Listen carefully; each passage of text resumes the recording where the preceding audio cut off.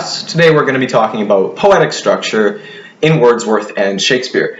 So what we're going to do is we're going to look at two poems, one of them by Wordsworth and one of them by Shakespeare, and we're going to look at how each poem uses poetic structure, how they differ in their usage of structure, and how structure in each poem contributes to the meaning and the effect and the atmosphere of the poems.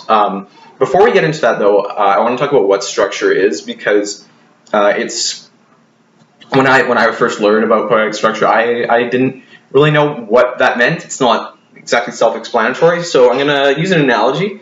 The structure of a building isn't the most superficially noticeable element of it. That would be what's on the outside. So even though a building, the first thing you may see about it may be the fact that it's stuccoed or has shingles on the roof or is painted red. None of these form the structure, because a building couldn't stand alone if it was just made out of shingles. The building relies on its foundation and framework in order to stand. And likewise, poetic structure is what makes poetry poetry. It's what holds the poem together. And even though the thing that you're mostly going to be thinking about when reading a poem is the content of it, and the imagery it uses, the word choice, how it makes you feel, none of these would be possible, and the poem really couldn't exist without its structure. So we're going to do a brainstorm. I want to see what you already know about the elements of structure. This is not a trick question. I mean, I'm sure some of you will know, but if you can't get them all, I'll fill you in. Any ideas as to what some of the elements of poetic structure might be? Yes, Cassie. Correct. Rhythm is definitely an element of poetic structure. It's I'm trying to think what to say about rhythm. It's I think one of the more immediately noticeable elements of poetic structure. There's another one that I think is what most people associate with poetry, and they think of as what makes poetry poetry, even though some poems actually don't have this. A lot of them don't have this, but any ideas? Drew?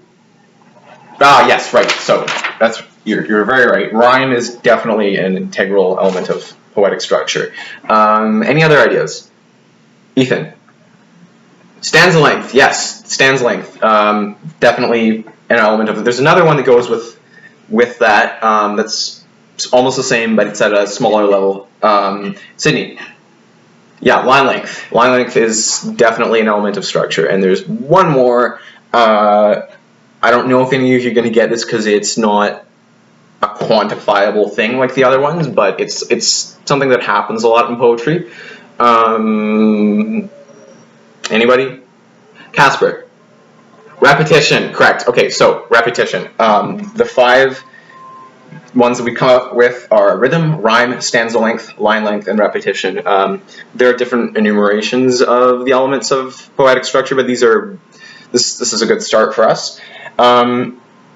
So we're gonna look at 2 poems, like I said. The first one is called We Are 7. It's by Wordsworth. If you want to follow along in your books, it's on page 66, but I'm going to go ahead and read it right now. A simple child that lightly draws its breath and feels its life in every limb, what should it know of death? I met a little cottage girl. She was 8 years old, she said. Her hair was thick with many a curl that clustered round her head. She had a rustic woodland air, and she was wildly clad. Her eyes were fair, and very fair. Her beauty made me glad.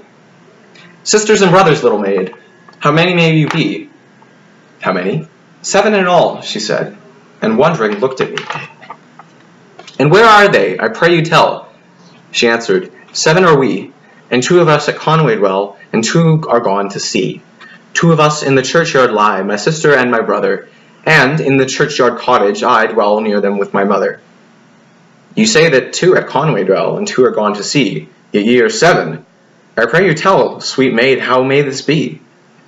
Then did the little maid reply, 7 boys and girls are we, 2 of us in the churchyard lie, beneath the churchyard tree.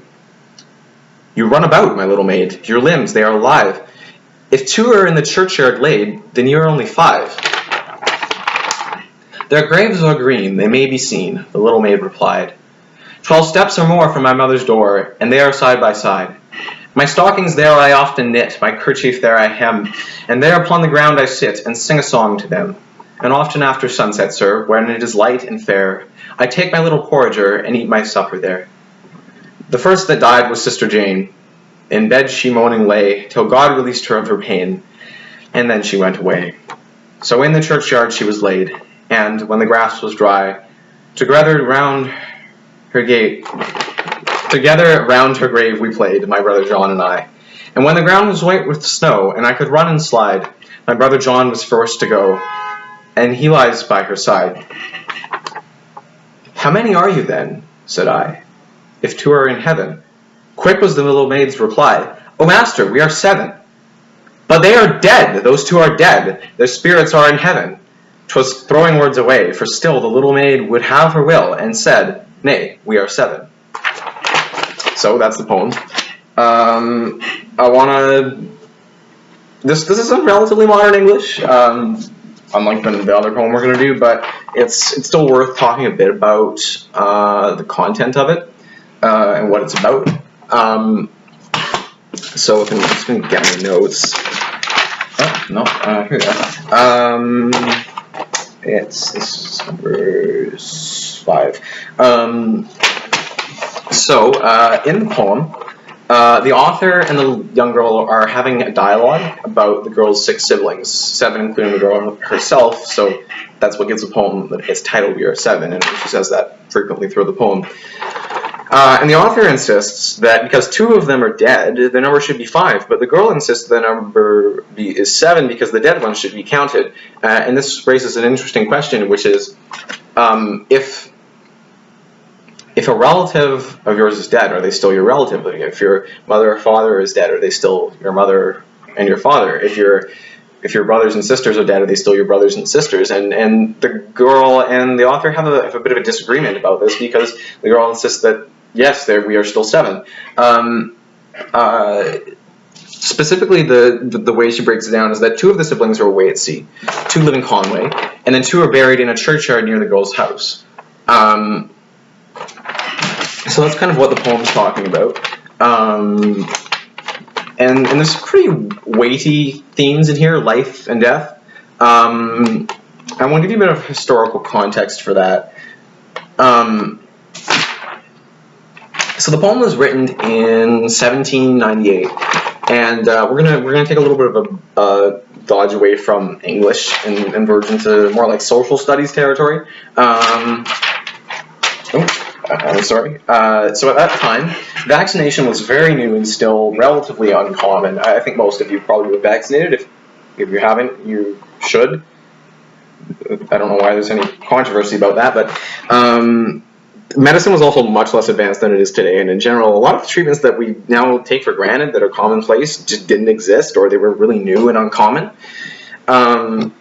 So all this together meant that, I mean, first of all, a lot of people died, a lot of people got sick, but in particular, the infant and child mortality rate was extremely high compared to the present. So dead siblings weren't uncommon. I mean, this girl is talking about having 2 dead siblings in an extremely matter-of-fact way that I highly doubt most of you would be talking about if one of your siblings had died.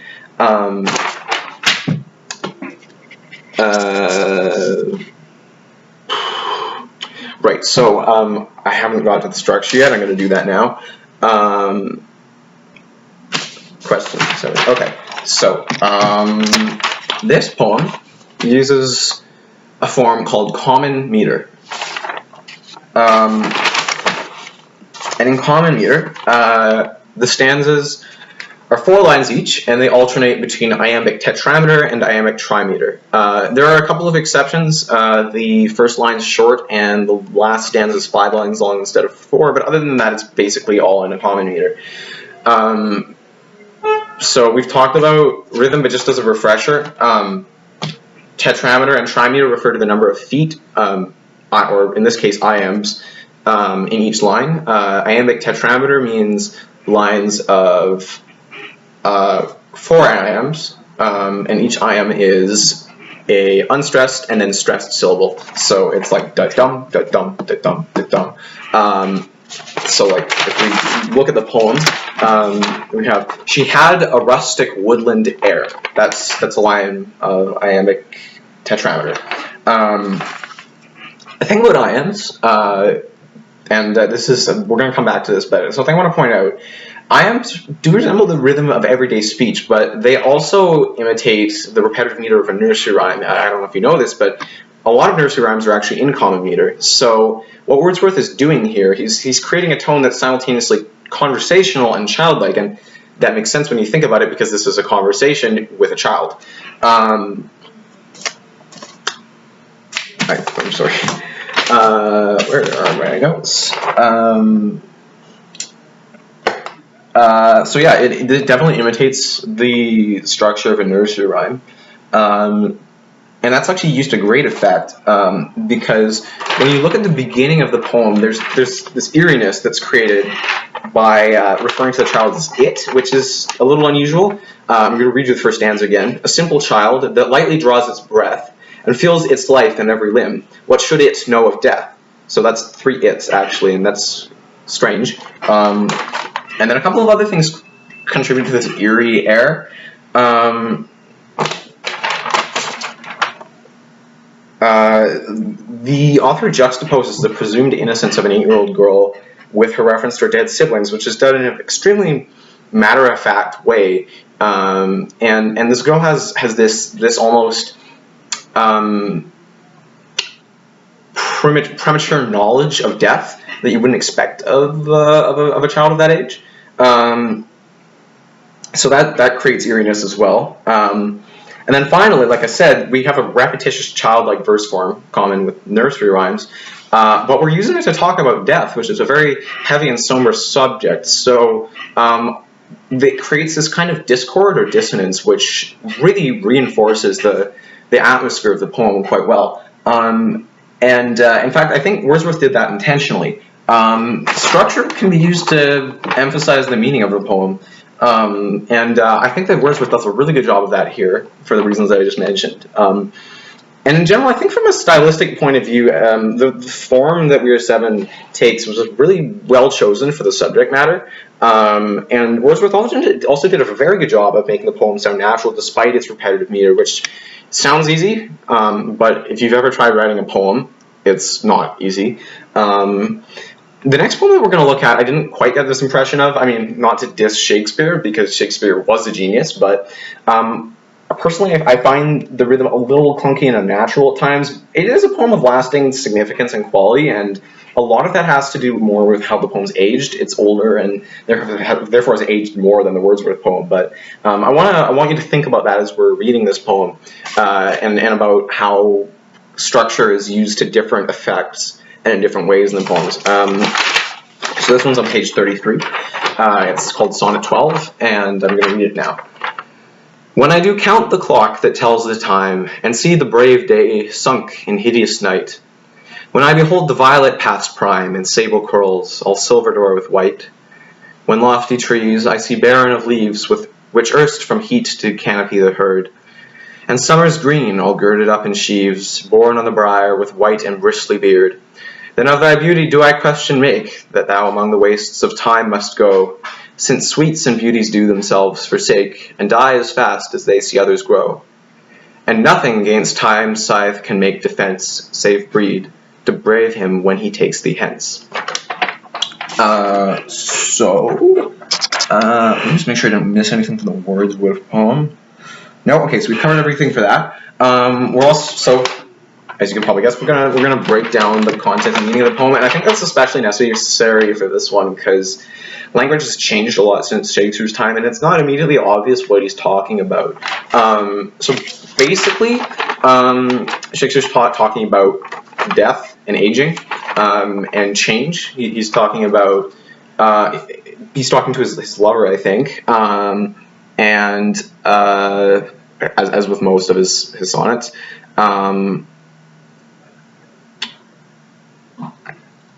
Then of thy beauty do I question make, that thou among the wastes of time must go. So that's what makes me think that. In particular, the last 2 lines, which form a couplet, are not immediately obvious what they mean.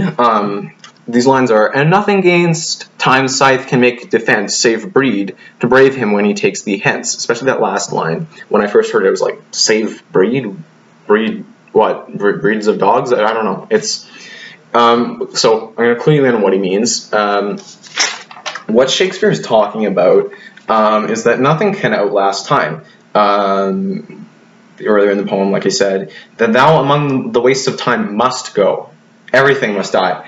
And the only way to, in a way, outlast time and death is to reproduce and to breed and produce progeny. Because even though you die, your children will still be around, hopefully, if you've done your job right. Also, that I just want to point out the last part of the last line. To brave him when he takes thee hence. So by takes thee hence, what we mean here is time. This character with a scythe, kind of like the Grim Reaper. You're probably all familiar with that concept. Is taking, so to brave him when he takes thee hence. He's taking thee hence to wherever people go when they die. So that's what that line means, and hopefully I've shed a bit of light on what the poem means. Now we're going to dive into structure. There's not as much to say here, and I think that the structure does reinforce the meaning of the poem, but it's done so in a more subtle way because Shakespeare used basically the same structure for all of his sonnets. So that was iambic pentameter, 14 lines of it. And there's a particular rhyme scheme, which is, I think, A, B, A, B, C, D, C, D, E, F, E, F, G, G. And that's kind of non-negotiable. So he couldn't really play with those elements of structure in order to reinforce the meaning. So like rhythm, rhyme, stanza length, line length, those were all kind of off the table. What he could use was repetition, and he does do that. He uses a lot of imagery, and I think especially repetitive imagery, to show the passing of time. So, for example, he uses images of day turning into hideous night, dark hair turning white, magnificent trees losing their leaves. So these are all basically the same idea. It's something that grows old and kind of decays or withers as it gets old and then dies. So that's really how he reinforces his subject matter here, which is aging and death. I also want to point out that both of these poems that we've looked at are about death, but they're very different. In the first one, We Are Seven, it's from the point of view of a child, and she talks about death in a very matter-of-fact way. She's not at all concerned about her own death. She doesn't seem to be afraid of death at all. Whereas in this poem, the Shakespeare one, the tone is very negative, and one gets a sense of that the narrator of the poem really dreads the passing of time and death, as exemplified by the usage of the word hideous. And in this context, it means dreadful, actually, not ugly. So it's pretty clear that Shakespeare has a very negative opinion of aging and death, and that's one of the ways that he treats the subject differently than Wordsworth did. One more thing I want to point out is another aspect of imagery here that's repetitive and therefore is part of the poem's structure is its usage of color. Depending on how you count them, there's actually 5 colors that are in the poem. Violet, sable, silver, white, which is mentioned twice actually, and green.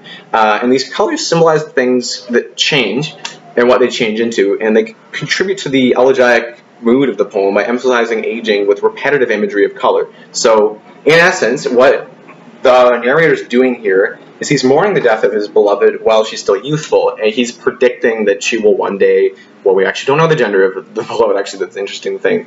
There's some theories that Shakespeare actually addressed some of his poems to a boy, but we won't get into that. He's predicting, like, yeah, you're gonna age and die one day, and maybe you won't be that beautiful then. Then of thy beauty do I question make.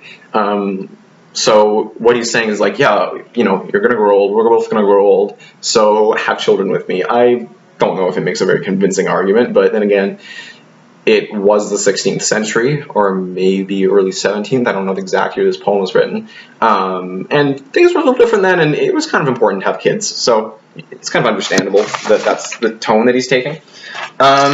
So that's basically all the time we have. But I wanna go back to that analogy I used at the beginning of this lesson, where I said this poetic structure is a bit like the structure of a building.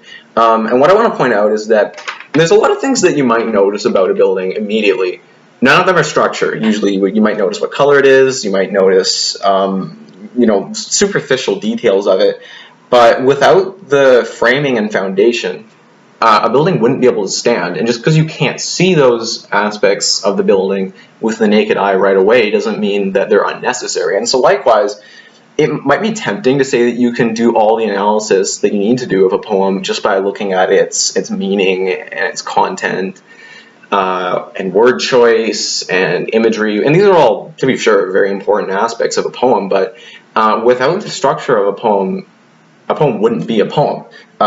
So when you're searching for and identifying the elements of structure in a poem, it can take some work. It will certainly take some analysis, but you need to do it because understanding poetic structure is integral to understanding poetry as a whole.